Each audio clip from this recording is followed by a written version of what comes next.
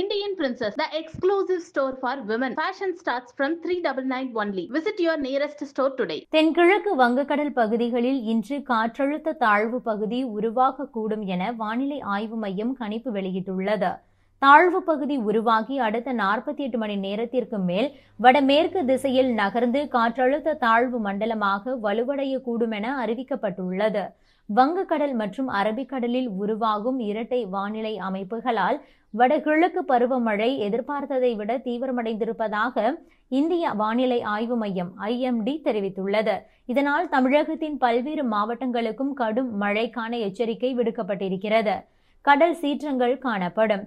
அடுத்த சில நாட்களுக்கு மாநிலம் முழுவதும் பரவலான கனமழை முதல் மிக கனமழை வரை பெய்யக்கூடும் என்பதால் இந்த எச்சரிக்கை முக்கியத்துவம் பெறுகிறது. கடலோர மாவட்டங்கள் குறிப்பாக சென்னை அடுத்த 2 நாட்களுக்கு கனமழையை எதிர்கொள்ள வாய்ப்புள்ளதால் எச்சரிக்கையாக இருக்குமாறு IMD அறிவுறுத்தியுள்ளது. கடந்த அக்டோபர் 16ஆம் தேதியன்று தொடங்கிய வடகிழக்கு பருவமழை கன்னியாகுமரி, திருநெல்வேலி, தென்காசி, தூத்துக்குடி மற்றும் விருதுநகர் போன்ற தென் மாவட்டங்களில் கணிசமான மழையை பொழிந்துள்ளது.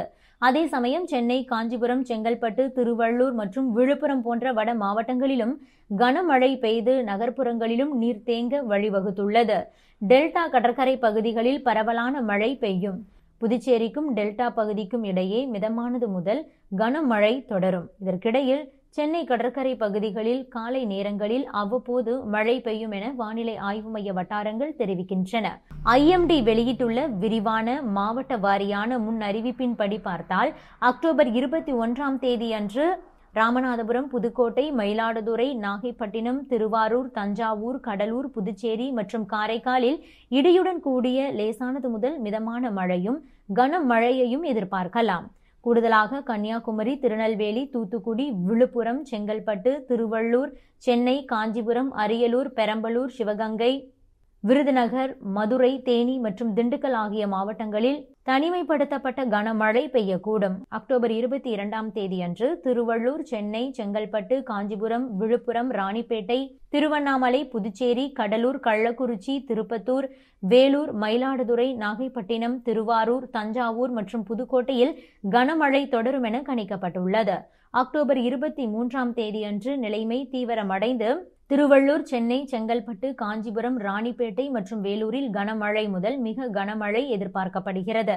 மேலும் கிருஷ்ணகிரி, தருமபுரி, விழுப்புரம், திருவண்ணாமலை மற்றும் திருப்பத்தூரில் கனமழை பெய்யக்கூடும். அக்டோபர் 24 அன்று திருப்பத்தூர், வேலூர், கிருஷ்ணகிரி, சென்னை, திருவள்ளூர், காஞ்சிபுரம், ராணிப்பேட்டை, திருவண்ணாமலை, ஈரோடு, நீலகிரி, கோவை மற்றும் தருமபுரி ஆகிய மாவட்டங்களில் கனமழை தொடரும். பருவமழையின் தீவிரம் அதிகரித்த நிலையில் IMD 2 முக்கிய வானிலை நிகழ்வுகளை கண்காணித்து வருகிறது. தென்கிழக்கு அரபிக்கடல் மற்றும் லட்சத்தீவுகளின் மீது நிலவும் குறைந்த காற்றழுத்த தாழ்வு பகுதி அடுத்த 36 மணி நேரத்தில் மேற்கு வடமேற்கு நோக்கி நகர்ந்து காற்றழுத்த தாழ்வு மண்டலமாக வலுப்பெறும் என எதிர்பார்க்கப்படுகிறது. அதே நேரத்தில் தென்கிழக்கு வங்காள விரிகுடாவில் அதாவது இன்று மாலைக்குள் மற்றொரு குறைந்த காற்றழுத்த தாழ்வு பகுதி உருவாகி மத்திய மற்றும் அதை ஒட்டிய மேற்கு மத்திய வங்காள விரிகுடாவில் காற்றழுத்த தாழ்வு மண்டலமாக மாற வாய்ப்புள்ளது. Subscribe to One India and never miss an update.